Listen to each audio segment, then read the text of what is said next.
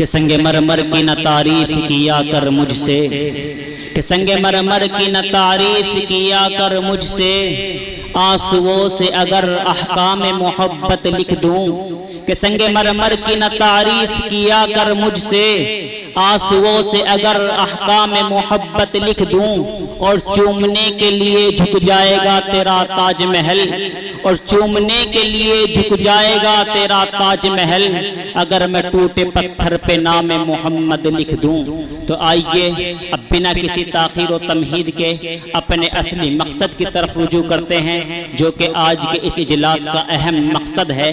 اور تاریخ انسانی شاہد ہے کہ خطابت نے ایمان و یقین کی شمع کو روشن کیا ہے، رشد و ہدایت کا دریا بہایا ہے، کمزوروں کو اپنے حق کی طرف مڑنا سکھایا ہے، میدانوں کے میدان میں جیتنا سکھایا ہے۔ خطابت جب نبی کی زبان تک پہنچی تو دعوت و ہدایت بن گئی، خطابت جب واعظ کی زبان تک پہنچی تو نصیحت بن گئی، خطابت کو جب مجاہد نے اپنایا تو نعرہ انقلاب بن گئی۔ تو آئیے اسی خطابت کا ایک نمونہ دیکھنے کے لیے میں آواز دے رہا ہوں ہم سب کے بڑے،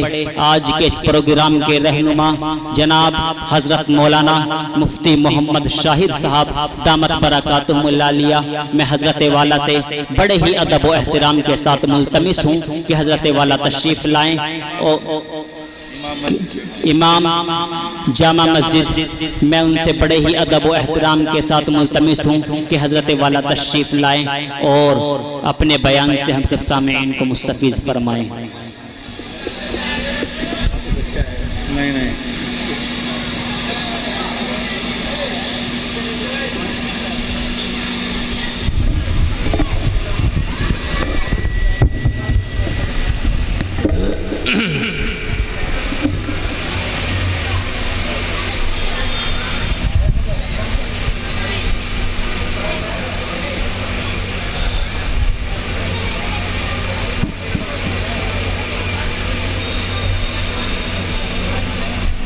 بھائی جو حضرات یہ کھڑے ہوئے ہیں وہ پنڈال میں آ کر بیٹھ جائیں فوراً۔ اس سے پہلے کہ میں نام لے لے کر پکاروں، بغیر نام کے ہی آپ یہاں آ کر بیٹھ جائیں۔ اگر مقصد آپ لوگوں کا جلسہ سننا ہے تو یہاں آ کر بیٹھ جائیں۔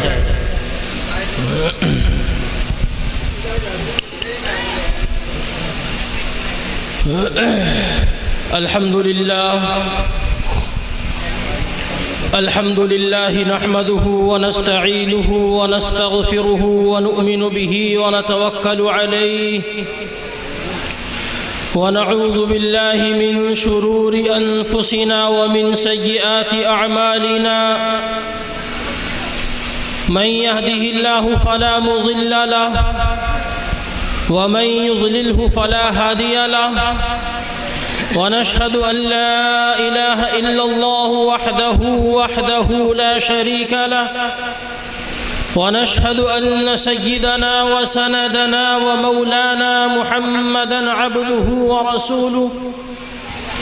أرسله بالحق بشيرا ونذيرا بعثه بين يدي الساعة ليكون للعالمين نذيرا أما بعد فقد قال الله تبارك وتعالى في كتابه العزيز والفرقان الحميد أعوذ بالله من الشيطان الرجيم بسم الله الرحمن الرحيم يا أيها الذين آمنوا عليكم أنفسكم لا يضركم من ضل إذا اهتديتم وقال تعالى من كان يريد حرث الآخرة نزد له في حرثه ومن كان يريد حرث الدنيا نؤته منها وما له في الآخرة من نصيب وقال النبي صلى الله تعالى عليه وسلم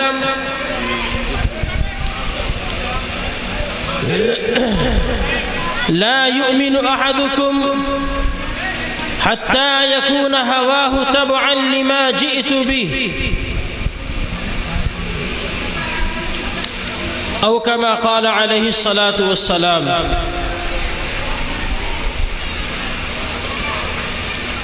محترم و مقتدر، جی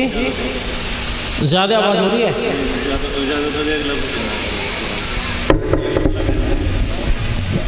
مولانا عبداللہ صاحب ہاپوڑ آ گئے ہیں اور کوئی بھی جو ہے کسی کی ملاقات نہیں ہوگی، حضرت وہاں تشریف رکھیں گے دفتر میں، کسی کی ملاقات نہیں ہوگی، انہوں نے سختی سے منع کیا ہے، نہ کوئی مصافحہ ہوگا، تو جو کہنا ہے وہ اسٹیج پہ آ کے کہیں گے۔ بھائی سبھی حضرات کے لیے منتظمین کی طرف سے یہ اطلاع دی جاتی ہے کہ جناب حضرت مولانا عبداللہ صاحب مغیثی دامت برکاتہم العالیہ تشریف لا رہے ہیں۔ حالات اور ان کی طبیعت انتہائی ناسازگار ہونے کی بنا پر صرف آپ لوگوں کی محبت اور آپ لوگوں کی ہمدردی میں حضرت والا تشریف لا رہے ہیں۔ ابھی حضرت کی طرف سے ایک فون آیا اور تاکیداً حضرت نے یہ حکم فرمایا ہے کہ کوئی بھی صاحب حضرت سے ملاقات کا اور آپ سے مصافحے کے لیے بضد نہ ہو۔ حضرت آئیں گے اور کمرے میں آرام فرمائیں گے، کوئی بھی صاحب کمرے میں جانے کی کوشش نہ کرے۔ حضرت کی طبیعت ناسازگار ہے، وقت مقررہ پر حضرت اسٹیج پر تشریف لائیں گے اور انشاءاللہ ہم سب مستفیض ہوں گے، اس لیے کہ آپ حضرات یہاں اللہ تبارک و تعالیٰ کی رضا حاصل کرنے کے مقصد سے تشریف لائے ہیں۔ آپ کا مقصد، ہمارا مقصد کسی کو تکلیف پہنچانا نہیں ہے، تکلیف سے بچانا مقصد ہے۔ تو اس لیے سبھی حضرات سے یہ مؤدبانہ گزارش ہے کہ کوئی بھی صاحب حضرت سے مصافحہ ملانے کی یا حضرت سے ملاقات کی ضد نہ کریں اور یہاں بشاشت کے ساتھ تشریف رکھیں۔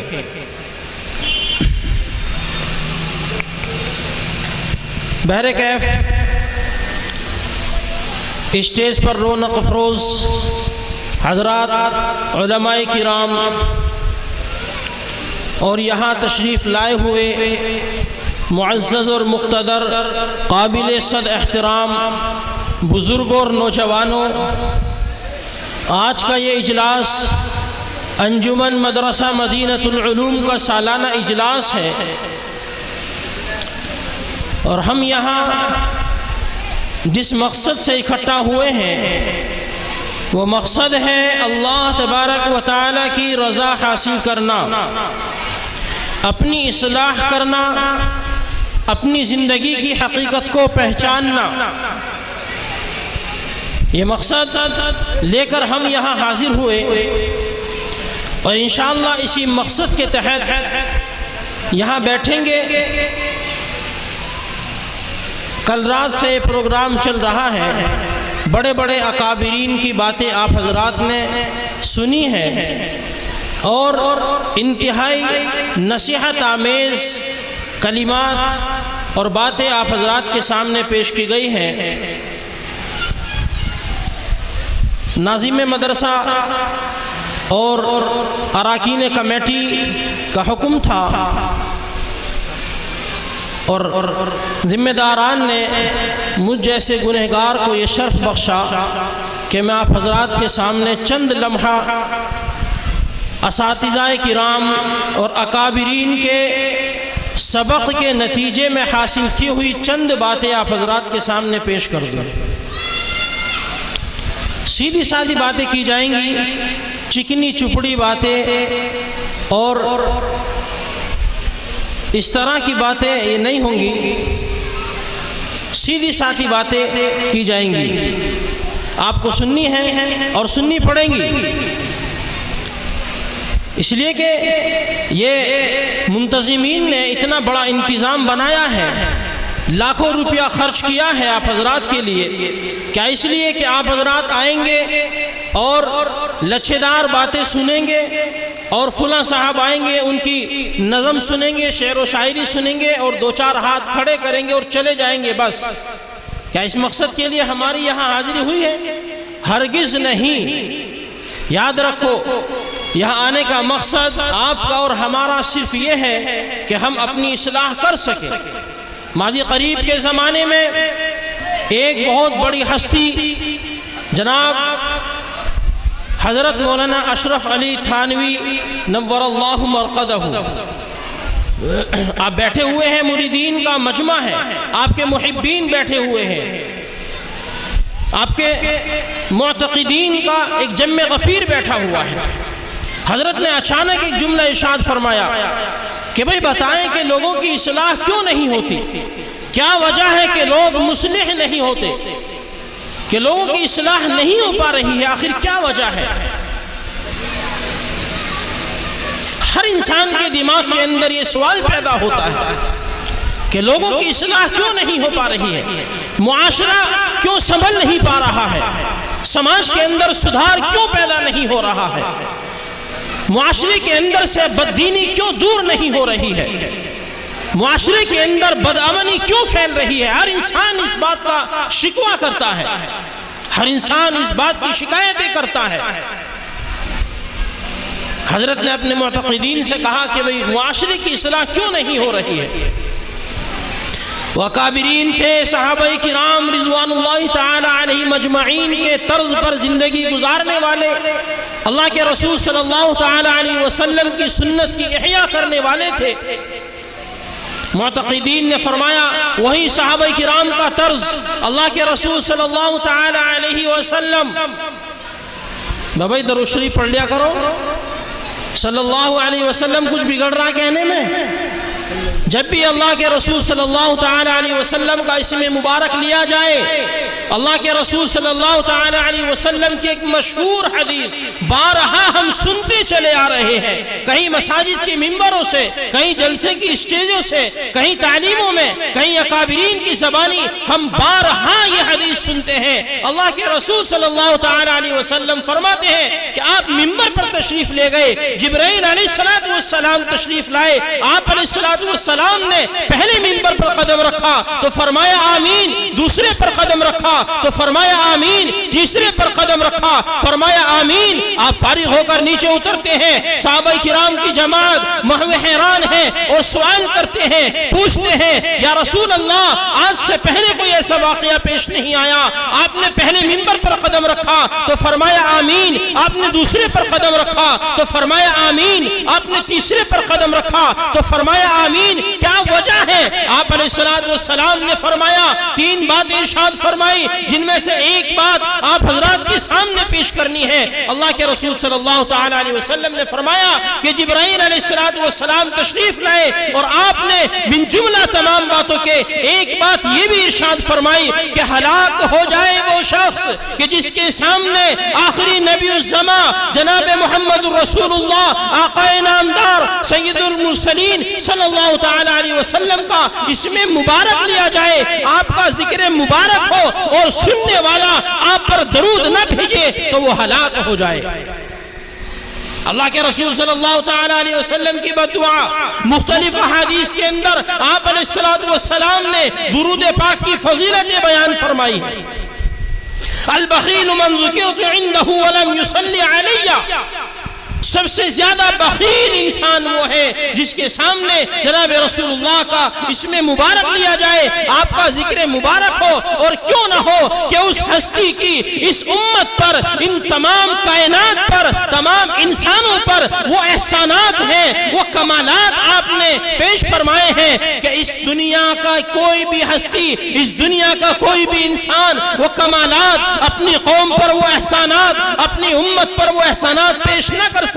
آپ زندگی بھر امت کی فکر میں لگے رہتے، رات ہوتی حضرت عائشہ رضی اللہ تعالی عنہ فرماتی ہیں آپ رات کو اٹھتے، آپ روتے، غمگین ہیں، امت کے بارے میں متفکر ہو رہے ہیں۔ جبرائیل علیہ السلام آتے ہیں کہ اے محمد کیا بات ہے، آپ غمگین ہیں؟ کہا کہ مجھے اپنی امت کی فکر ہو رہی ہے، میری امت کا کیا بنے گا؟ آپ علیہ السلام اپنی امت کی فکروں میں لگے ہوئے ہیں، تو کیوں نہ ہو کہ ہم اس ہستی پر درود و سلام پڑھیں، اس ہستی پر، اس ہستی کا تذکرہ کریں، اس کے نام مبارک جب بھی لیا جائے آپ علیہ السلام پر درود پاک پڑھا جائے، اور سب سے چھوٹا درود صلی اللہ تعالی علیہ وسلم۔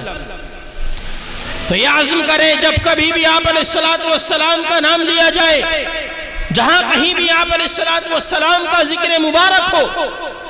سننے والے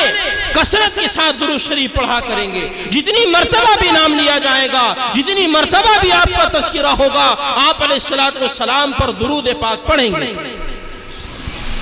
پڑھو گے بھائی؟ انشاءاللہ صلی اللہ تعالی علیہ وسلم۔ بہرحال میں عرض کر رہا تھا کہ ابھی ماضی قریب کے زمانے میں ایک ہستی جناب حضرت مولانا اشرف علی تھانوی نور اللہ مرقدہ نے مریدین سے سوال کیا کہ لوگوں کی اصلاح کیوں نہیں ہو پا رہی ہے؟ وہی عہد صحابہ کا طرز، اللہ کے رسول صلی اللہ تعالی علیہ وسلم اپنے صحابہ سے کوئی سوال دریافت فرماتے، صحابہ کرام عرض کرتے اللہ ورسولہ اعلم، جاننے کے باوجود بھی کہ اللہ اور اس کا رسول ہی زیادہ جانتا ہے۔ مریدین نے کہا کہ حضرت آپ ہی بتا دیجئے، آپ زیادہ جانتے ہیں، آپ ہی بتلا دیجئے کہ معاشرے کی اصلاح کیوں نہیں ہو رہی ہے، لوگوں کی اصلاح کیوں نہیں ہو رہی ہے۔ آپ نے ارشاد فرمایا، ایک جملہ ارشاد فرمایا کہ معاشرے کا ہر ایک انسان، معاشرے کا ہر ایک شخص مصلح بنا ہوا ہے۔ باپ کو شکایت بیٹے سے ہے، بیٹے کو باپ سے شکایت ہو رہی ہے، بڑوں کو چھوٹوں سے شکایتیں ہیں، چھوٹوں کو بڑوں سے شکایتیں ہیں، امیروں کو غریبوں سے شکایتیں ہیں، غریب کہتا ہے امیروں نے فساد مچا رکھا ہے، رعایا کو حاکموں سے شکایت ہے، حاکم کہتے ہیں رعایا نہیں سدھر رہی ہے، علماء کو عوام سے شکایتیں ہیں، عوام کو علماء سے شکایتیں ہیں۔ غرض ہے کہ ہر انسان ایک دوسرے کی فکر میں لگا ہوا ہے۔ کتنا اچھا ہوتا ہم قرآن کریم کی اس آیت کو پڑھتے، قرآن کریم کی اس آیت کو سمجھتے۔ اللہ پاک قرآن کریم کے اندر ارشاد فرماتے ہیں یا ایھا الذین آمنوا علیکم انفسکم، اے ایمان والو علیکم انفسکم، اپنی اصلاح کی فکر کرو۔ ہر انسان دوسروں کی فکر میں لگا ہوا ہے، دوسروں کی اصلاح میں لگا ہوا ہے کہ فلاں شخص ایسا ہے، فلاں نماز نہیں پڑھتا، وہ سود لیتا ہے، وہ جوا کھیلتا ہے، وہ شراب پیتا ہے، وہ فلاں کام کرتا ہے، وہ فلاں گناہ کے اندر مشغول ہے، وہ علماء کی برائی کرتا ہے، وہ غیبت کرتا ہے، وہ روزے نہیں رکھتا، ہم نے اس کو دیکھا ہے وہ قبرستان میں جوا کھیلتا ہے، ہم نے اس کو دیکھا ہے وہ ٹھیکے پر کھڑا ہو کر پوا چڑھاتا ہے، ہم نے اس کو دیکھا ہے وہ سینماؤں کے اندر جاتا ہے، ہم نے اس کو دیکھا ہے موبائلوں پر وہ گندی تصاویر دیکھتا ہے۔ ہر انسان دوسروں کی اصلاح کے اندر لگا ہوا ہے۔ اللہ پاک فرماتے ہیں یا ایھا الذین آمنوا علیکم انفسکم، اے ایمان والو علیکم انفسکم، اپنی اصلاح کی فکر کرو۔ جب تم ہدایت پر ہوں گے، تم سیدھے راستے پر ہوں گے، تم اللہ تبارک و تعالیٰ کے بتائے ہوئے راستے پر چلو گے تو کوئی بھی گمراہ قوم تمہیں نقصان نہیں پہنچا سکتی ہے۔ ہر ایک انسان دوسروں کی فکر میں لگا ہوا ہے، دوسروں کی اصلاح کرتا ہے۔ کاش ہم صحابہ کرام رضوان اللہ تعالی علیہ مجمعین کی زندگی اٹھا کر دیکھتے، صحابہ کرام کی سیرت مبارکہ کو ٹٹولتے، آپ علیہ السلام کی زندگی کو کھنگالتے۔ قرآن کریم میں اللہ تبارک و تعالی فرماتا ہے لَقَدْ كَانَ لَكُمْ فِي رَسُولِ اللَّهِ أُسْوَةٌ حَسَنَةٌ، اے مومنوں، اے لوگوں، اے دنیا والوں، تمہارے لیے ایک ہی نمونہ ہے، ایک ہی زندگی گزارنے کا طریقہ ہے، ایک ہی راستہ ہے۔ وہ راستہ نبی کریم صلی اللہ تعالی علیہ وسلم کا راستہ ہے، وہ راستہ ہے جس کو اللہ نے اپنے بندوں کے لیے منتخب فرمایا ہے۔ لَقَدْ كَانَ لَكُمْ فِي رَسُولِ اللَّهِ أُسْوَةٌ حَسَنَةٌ۔ آج کا اس امت کا نوجوان جناب رسول اللہ صلی اللہ تعالی علیہ وسلم کی سیرت مبارکہ کو چھوڑ کر یہود و نصارہ کے طرز کو اختیار کیے ہوئے، آج کا نوجوان اللہ کے رسول صلی اللہ تعالیٰ علیہ وسلم کی سنتوں کو چھوڑ کر، آپ علیہ السلام کے طرز کو چھوڑ کر، آپ علیہ السلام کے دشمنوں کی سیرت کو اپنایا ہوا ہے، مغربی تہذیب و تمدن کو اپنایا ہوا ہے۔ ہمیں خیال نہیں آتا صبح سے شام تک اس ہستی کی کتنی سنتوں کو پامال کر رہے ہیں، جس ہستی نے اس دنیا کے اندر آنے کے بعد قوم کو وہ راستہ دکھایا جو راستہ اللہ تک پہنچتا ہے، قوم کو وہ طریقہ سکھایا جس طریقے پر چلنے کے بعد بندوں کا اللہ سے ملاپ ہوتا ہے، جس طریقے کو اختیار کرنے کے بعد بندہ اس دنیا میں آنے کا مقصد پہچانتا ہے، اس دنیا میں اللہ تبارک و تعالیٰ کے پیدا کرنے کے مقصد کو پہچانتا ہے۔ کیا اللہ نے ان لوگوں کو یوں ہی پیدا فرما دیا؟ کیا آپ لوگوں کا یہ خیال ہے کہ اللہ نے دنیا کے اندر انسانوں کو بس ایسے ہی بھیج دیا کہ آپ دنیا کے اندر جائیں گے، صبح اٹھیں گے، شام کو سو جائیں گے، اپنی مرضی سے زندگی گزاریں گے، چار آدمی وہاں کھڑے ہوں گے، چار وہاں کھڑے ہو کر زندگی گزاریں گے، من میں آیا تو نماز پڑھ لی، دل میں آیا تو روزہ رکھ لیا، خواہش نفس نے تقاضا کیا تو زکوٰۃ نکال دی، نفس نے گوارا نہ کیا تو نماز نہ پڑھی، نفس نے کہا کہ آج روزہ نہیں رکھنا تو روزہ نہیں رکھا۔ یہ نفسانی خواہشات کی پیروی ہے، یہ اللہ تبارک و تعالیٰ کی اتباع ہرگز نہیں ہو سکتی۔ اللہ کی اتباع تو یہ ہے کہ انسان کسی بھی حال میں ہو، اللہ کا حکم ہو رہا ہے اقیم الصلاۃ، نماز قائم کرو، بندہ سو رہا ہے، اپنے کاروبار کے اندر مشغول ہے، کپڑے خراب ہیں، اللہ کا حکم ہوا اقیم الصلاۃ، اللہ کے منادی نے پکارا حی علی الصلاۃ، اے لوگوں نماز کے لیے آ جاؤ، اے لوگوں کامیابی کی طرف آ جاؤ۔ اللہ کے حکم کا تقاضا تو یہ تھا کہ ہم فوراً اللہ تبارک و تعالیٰ کے حکم پر لبیک کہتے اور دنیاوی کاموں کو ٹھوکر مارتے اور یہ کہتے کہ نہیں، جس کام کے اندر میرا رب ناراض ہو جائے مجھے وہ کام نہیں کرنا، جس کام کے اندر میرے نبی کی سنتیں پامال ہو جائیں مجھے وہ کام نہیں کرنا۔ ارے پوچھو اپنے گریبان کے اندر، اپنی ذات سے پوچھو، اپنے آپ سے پوچھو کہ ہم نے دنیا کے اندر آنے کے بعد میں کیا طریقہ اختیار کیا ہے؟ جس اللہ نے ہمیں پیدا کیا، جس اللہ نے ہمیں نعمتیں عطا فرمائی، جس اللہ نے ہمیں یہ آنکھیں عطا فرمائی، جس اللہ نے یہ بدن کے اعضاء عطا فرمائے، اپنے گریبان کے اندر جھانک کر دیکھو ان اللہ کی نعمتوں کا ہم کتنی شکر گزاری کر رہے ہیں۔ ہم اپنے گریبان کے اندر جھانکیں، ہم اپنی زندگی کا محاسبہ کریں، ہم دنیا کے اندر کیا کر رہے ہیں، کس طریقے سے زندگی گزار رہے ہیں، کیا قرآن کریم کے تقاضوں کو پورا کر رہے ہیں، قرآن کریم کے مطالبات کیا ہیں، قرآن کریم کے احکامات کیا ہیں، اللہ تبارک و تعالیٰ نے کس مقصد سے پیدا فرمایا ہے۔ جانوروں کی طرح زندگی گزار رہے ہیں۔ خاص طور سے اس امت کا نوجوان صبح اٹھتا ہے، موبائل کھولتا ہے، واٹس ایپ چلاتا ہے، فیس بک کھولتا ہے، ٹویٹر کھولتا ہے، یوٹیوب کھولتا ہے اور انٹرنیٹ کی گندی دنیا میں چلا جاتا ہے۔ اس کو یہ خیال نہیں رہتا کہ جہاں کوئی نہیں ہے، جہاں دنیا کا کوئی انسان نہیں دیکھ رہا ہے، وہاں ایک ذات ہے جو تیرے ہر عمل سے واقف ہے، ایک ذات ہے جو تیری ہر حرکتوں سے واقف ہے۔ وَلَقَدْ خَلَقْنَا الْإِنسَانَ وَنَعْلَمُ مَا تُوَسْوِسُ بِهِ نَفْسُهُ۔ اے انسان، کیا تو یہ سمجھتا ہے کہ کوئی تجھے نہیں دیکھ رہا؟ کیا تو یہ سمجھتا ہے کہ آج ہم تنہائی کے اندر، گناہوں کے اندر ملوث ہیں؟ آج کا نوجوان اپنے گریبان کے اندر جھانک کر دیکھے، اللہ کی قسم 80-90% نوجوان ایسے ملیں گے جو اپنے آپ کو انٹرنیٹ کی گندی دنیا کے اندر اس قدر پھنسا چکے ہیں، اس کے نشے کے ایسے عادی ہو چکے ہیں جس کے سامنے شراب کا نشہ پھیکا پڑ چکا ہے، جس کے سامنے اس دنیا کا نشہ پھیکا پڑ چکا ہے۔ آپ نے گریبان کے اندر جھانک کر ہم دیکھیں، ہم اپنی زندگی کا معائنہ کریں کہ دنیا کے اندر ہم کس حال میں زندگی گزار رہے ہیں۔ دنیا کے حصول میں، دنیا کی خواہشات میں، دنیا کی تمنا اور آرزوؤں میں ہم نے اپنے رب کو ناراض کیا ہوا ہے،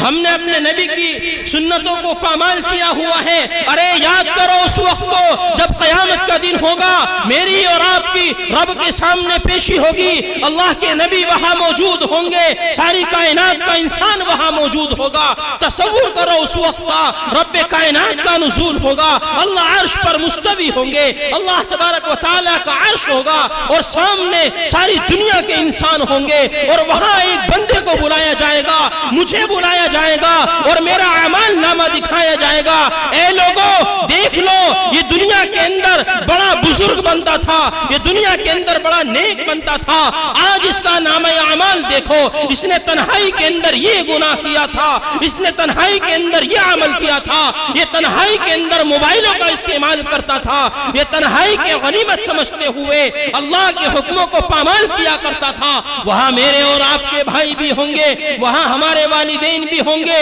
وہاں ہمارے رشتہ دار بھی ہوں گے، وہاں کائنات کا ایک ایک فرد موجود ہوگا، وہاں وہ نبی بھی موجود ہوگا جس نے ہمارے لیے اس دنیا کی عیش پرستی کو ٹھکرا دیا۔ وہ صحابہ کرام کی جماعت بھی ہوگی جنہوں نے ہم تک دین پہنچانے کے لیے اپنی جانوں کے نذرانے پیش کر دیے، اس دنیا کی طاقتوں کو ٹھوکر مار دی، اس دنیا کی دولتوں کو ٹھکرا دیا، وہاں سب موجود ہوں گے۔ تب انسان حیران ہوگا اور کہے گا مالی ھذا الکتاب، یہ کیسا رجسٹر، یہ کیسی کتاب جس نے لا یغادر صغیرۃ ولا کبیرۃ الا احصاها، یہ کیسی کتاب ہے، آج یہاں نہ کوئی چھوٹا عمل چھٹا ہوا ہے نہ کوئی بڑا عمل چھٹا ہوا ہے۔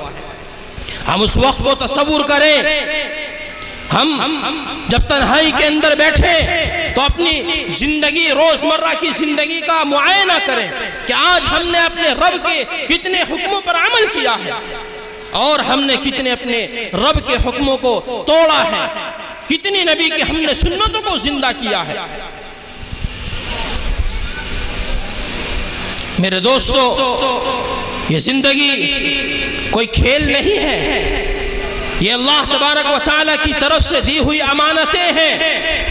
یہ نعمتیں اللہ کی امانتیں ہیں۔ اللہ پوچھے گا قیامت کے روز، اے فلاں تیرا نام عبداللہ تھا، عبد الباسط تھا، عبد الرحمن تھا، بلا کر لاؤ، بلا کر لایا جائے گا اور سامنے کھڑا کر دیا جائے گا، اور اللہ تبارک و تعالیٰ کا سوال ہوگا، بتاؤ میری نعمتیں میں نے تجھ پر کی ہیں، میں نے تجھے دنیا کے اندر دولت سے نوازا، میں نے تجھے دنیا کے اندر اعضاء عطا فرمائے، تجھے ہاتھ عطا فرمائے، تجھے پیر عطا فرمائے، تو ان کا کیا استعمال کرتا تھا؟ کیا کہیں گے کہ اللہ ہم ان پیروں کو گناہ کرنے کے لیے استعمال کرتے تھے، ہم ان ہاتھوں کو گناہ کرنے کے لیے استعمال کرتے تھے، ان آنکھوں سے ہم نے غیر محارم کا دیدار کیا، ان آنکھوں سے ہم نے ناجائز مناظروں کا دیدار کیا۔ اللہ کی قسم، اتنی رسوائی ہوگی، اتنی ذلت ہوگی، اگر انسان کے بس کا ہوتا تو وہی مر جاتا، وہی موت واقع ہو جاتی، لیکن وہاں موت واقع نہیں ہوگی، موت بھی ختم ہو چکی ہوگی، ہمیشہ کے لیے انسان زندہ کر دیا جائے گا اور ہمیشہ کے لیے کامیابی اور ناکامی اس کے قدموں میں ڈال دی جائے گی۔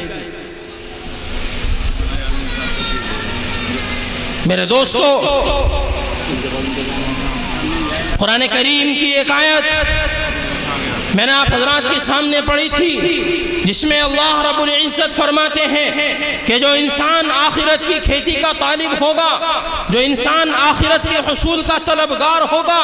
نزید لہو فی حرثہ، ہم اس کی کھیتی کے اندر اضافہ کریں گے، ہم اپنی نعمتوں میں اضافہ کریں گے۔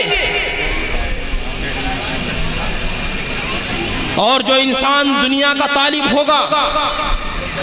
آج دنیا طلبی کے اندر انسان اس قدر محو ہے کہ بس دنیا کے حصول میں لگا ہوا ہے،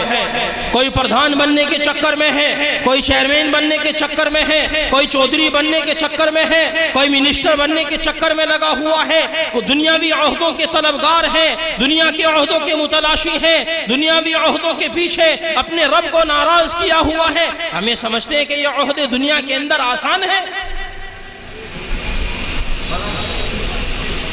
کلکم راع وکلکم مسئول عن رعیتہ، ہر ایک انسان سے اس کے ماتحتوں کے بارے میں سوال ہوگا، پوچھا جائے گا تمہارے ماتحت اتنے لوگ تھے۔ ارے تاریخ اٹھا کر دیکھو صحابہ کرام رضوان اللہ تعالی علیہ مجمعین کی، سیرت مبارکہ پڑھو، کیسے حکمران تھے، انہوں نے حکمرانی کا حق ادا کیا تھا، نگرانی کا حق ادا کیا تھا۔ اللہ کے رسول صلی اللہ تعالی علیہ وسلم کے تربیت یافتہ صحابی حضرت عمر فاروق رضی اللہ تعالی عنہ وہ بیان کرتے ہیں کہ ایک مرتبہ حضرت عمر فاروق رضی اللہ تعالی عنہ کو یہ فکر لاحق ہوئی کہ میں کوئی ایسا گھر تلاش کروں کہ جس کی میں خدمت کرتا رہوں۔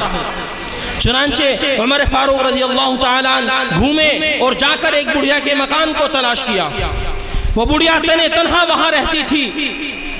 حضرت عمر فاروق رضی اللہ تعالی عنہ نے اس گھر کا انتخاب کر لیا کہ میں اس کی خدمت کروں گا۔ حکمراں ہیں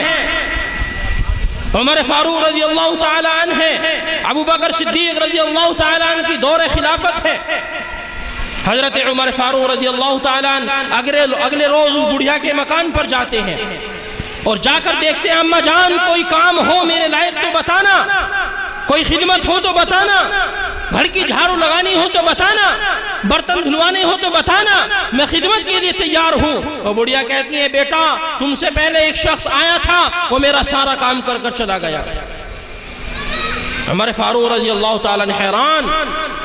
اگلے روز اور صبح آئے، اماں جان کوئی کام ہو تو بتانا، کہا بیٹا ایک شخص آیا تھا وہ میرا کام کر کے چلا گیا، پورے دن کا کام کر کے چلا گیا۔ عمر فاروق رضی اللہ تعالیٰ عنہ کو فکر لاحق ہوئی ایسا کون ہے جو اتنی صبح آ کر اس بڑھیا کے کام کاج کو انجام دے رہا ہے۔ چنانچہ عمر فاروق رضی اللہ تعالیٰ عنہ راستے میں بیٹھ گئے اور دیکھا ایک شخص چادر اوڑھے منہ ڈھکے ہوئے آ رہا ہے۔ عمر فاروق رضی اللہ تعالیٰ عنہ نے اس کا راستہ روکا، کہا کہ فلانے تم کون ہو؟ چنانچہ جب آپ نے چادر ہٹائی تو دیکھا کہ کوئی عام شخصیت نہیں تھی، وقت کے خلیفہ، اس روئے زمین پر انبیاء کرام علیہم الصلاۃ والتسلیم کے بعد سب سے افضل ترین ہستی جناب حضرت صدیق رضی اللہ تعالی عنہ تھے۔ عمر فاروق رضی اللہ تعالی عنہ حیران ہے۔ ابو بکر صدیق رضی اللہ تعالیٰ عنہ آتے تھے اور اس بڑھیا کا اس کا کام کرتے تھے، اس کے برتن دھوتے تھے، اس کے گھر کی صفائی کرتے تھے۔ کیا کبھی ہمیں یہ توفیق ہوئی کہ ہم اپنے محلے کا سروے کریں، ہم اپنے آس پاس کو دیکھیں، ہمارے پاس کوئی بھوکا تو نہیں سو رہا ہے، ہمارے مکان کے آس پاس میں کوئی ایسا تو نہیں جس کو سردیوں میں بستر جس کے پاس نہیں ہے، کوئی ایسا تو نہیں ہے جس کو کسی چیز کی ضرورت ہو؟ اللہ کی قسم قیامت کے روز جب وہ انسان کھڑا ہوگا اور اللہ کے سامنے کہے گا کہ الہ العالمین میں دنیا کے اندر تھا، میں بھوک سے بلبلاتا رہا، میں بھوک سے تڑپتا رہا، میرا پڑوسی کھانا کھاتا رہا، اللہ کی قسم قیامت کے دن اس کا جواب دینا انتہائی ناممکن ہو جائے گا۔ حضرت عمر فاروق رضی اللہ تعالیٰ عنہ ایک سروے کرتے ہیں اپنی دور خلافت میں اور گھومتے ہیں، جا کر دیکھتے ہیں کہ ایک مکان سے چولہا چلنے کی اور بچوں کے بلبلانے کی آوازیں آ رہی ہیں۔ عمر فاروق رضی اللہ تعالیٰ اندر گئے اور جانے کے بعد دیکھا کہ ایک بڑھیا ہے، چولہے پر ایک برتن رکھا ہوا ہے، بچے بھوک سے بلبلا رہے ہیں۔ کہا اے فلانی یہ بچے کیوں رو رہے ہیں؟ کہا کہ بچوں کو کھانے کے لیے کچھ نہیں ہے۔ کہا کہ چولہے پر کیا رکھا ہوا ہے؟ کہ پانی رکھا ہوا ہے تاکہ بچے اس امید میں لگے رہیں کہ اماں جان کھانا بنا رہی ہیں، اماں جان حلوہ بنا رہی ہیں، اس امید میں لگے رہیں اور بچوں کو نیند آ جائے۔ عمر فاروق رضی اللہ تعالیٰ عنہ اٹھتے ہیں، فوراً پیروں کے نیچے سے زمین نکل جاتی ہے کہ میرے دور خلافت کے اندر ایسے واقعات پیش آ رہے ہیں۔ چنانچہ بیت المال سے غلہ اٹھاتے ہیں، اپنے خادم سے کہتے ہیں کہ اس کو میری کمر پر لاد دو۔ خادم کہتا ہے کہ آقا میرے سر پر لاد دو، میں لے جا کر دیتا ہوں۔ عمر فاروق کہتے ہیں جب کل قیامت کے روز اللہ کا دربار لگا ہوا ہوگا تو اسلم سوال تجھ سے نہیں ہوگا، سوال مجھ سے ہوگا کہ اے عمر تیرے دور خلافت میں ایک بڑھیا کے بچے بھوک سے بلبلا رہے تھے اور تو گھر کے اندر بیٹھ کر کھانا کھا رہا تھا، سوال مجھ سے ہوگا تجھ سے نہیں ہوگا۔ عمر فاروق رضی اللہ تعالیٰ عنہ وہ راشن لے جاتے ہیں اور اپنے ہاتھوں سے کھانا بنا کر اس بچے کو کھلاتے ہیں۔ یہ میرے اور آپ کے اکابرین تھے، اولئک آبائی فجئنی بمثلہم اذا جمعتنا یا جمیر المجامع۔ یہ ہمارے آبا اور اجداد ہیں، یہ ہمارے اسلاف کے واقعات ہیں، یہ ہمارے ان مقتدا کے واقعات ہیں جن کے نام لیوا ہم ہیں اور جن کے نقش قدم پر چلنے کے لیے ہم ہماتن گوش رہتے ہیں. لیکن جب واقعات اور جب حقیقی زندگی کو تلاش کیا جاتا ہے اور جب اپنے گریبان کے اندر جھانک کر دیکھا جاتا ہے تو ہماری زندگی عمل سے کوری نظر آتی ہے. میرے دوستو، اکابرین تشریف لا چکے ہیں اور انشاءاللہ ان قریب آپ حضرات کے سامنے اسٹیج پر رونق افروز ہوں گے. آپ ان کے بیان سے مستفید فرمائیں. بہرحال اللہ تبارک و تعالی نے قرآن کریم کی اس آیت کے اندر دو طرح کے لوگوں کا ذکر فرمایا. ایک طالب دنیا، ایک طالب آخرت ہے. ایک دنیا طلبی کے لیے جی رہا ہے، ایک آخرت کے حصول کے لیے جی رہا ہے. ایک جینے کے لیے جی رہا ہے اور ایک مرنے کے لیے جی رہا ہے. ایک کا خیال تو یہ ہے کہ مجھے اس دنیا کے اندر جینا ہے اور اس دنیا کے اندر سب کچھ کرنا ہے، اس دنیا کے اندر بڑے کاروبار بنانے ہیں، اس دنیا کے اندر بڑے محلات کھڑے کرنے ہیں. اور ایک جی رہا ہے کہ مجھے اپنے رب کے سامنے جانا ہے، مجھے قبر میں جانا ہے. ان قریب وہ وقت آئے گا جب میرے رشتہ دار، میرے قریبی، میرے بھائی، میرے والد، میری اولادیں مجھے مٹی کے اندر دفنائیں گے اور تنے تنہا بے یار و مددگار چھوڑ کر آ جائیں گے جہاں کوئی پرسان حال نہیں ہوگا. ایک اس کے لیے جی رہا ہے، ایک آخرت کے لیے جیتا ہے، ایک دنیا کے لیے جیتا ہے. تو دنیا کے لیے جی رہا ہے، اللہ فرماتے ہیں وَمَا لَهُ فِي الْآخِرَةِ مِن نَصِيب. جو دنیا طلبی کے لیے جی رہا ہے، ہم دنیا میں اس کو نُؤْتِهِ مِنْهَا، دنیا دیں گے، تھوڑی سی دنیا دے دیں گے. وَمَا لَهُ فِي الْآخِرَةِ مِن نَصِيب. لیکن جب وہ آخرت میں جائے گا تو پلہ خالی ہوگا، آخرت میں اس کا کوئی حصہ نہیں ہوگا. میرے دوستو،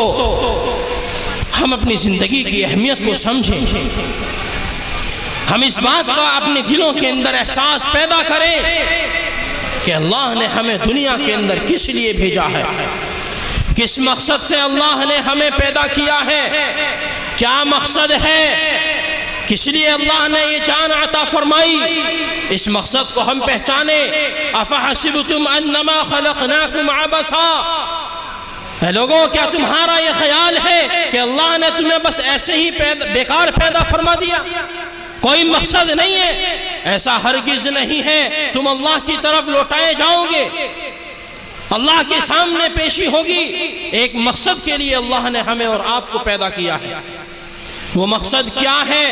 بارہا ہم سنتے ہیں، بارہا ہمارے سامنے یہ باتیں آتی ہیں. وہ مقصد ہے اللہ تبارک و تعالیٰ کی رضا حاصل کرنا، اللہ تبارک و تعالیٰ کی بھیجے ہوئے احکامات پر عمل کرنا.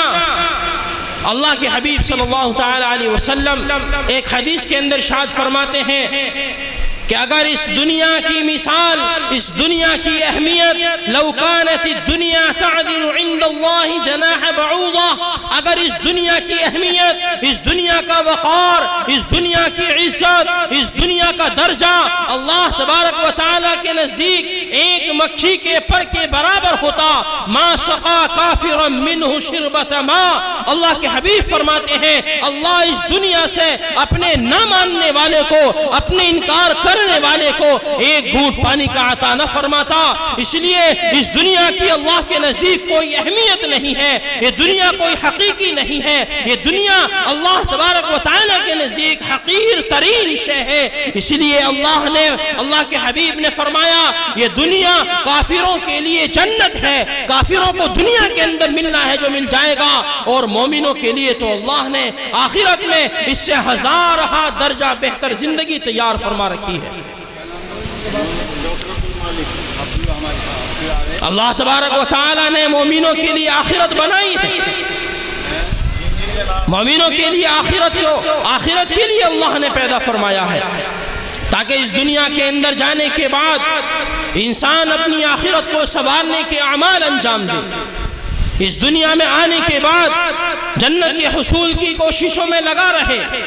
جنت کو حاصل کرنے کی فکروں میں لگا رہے.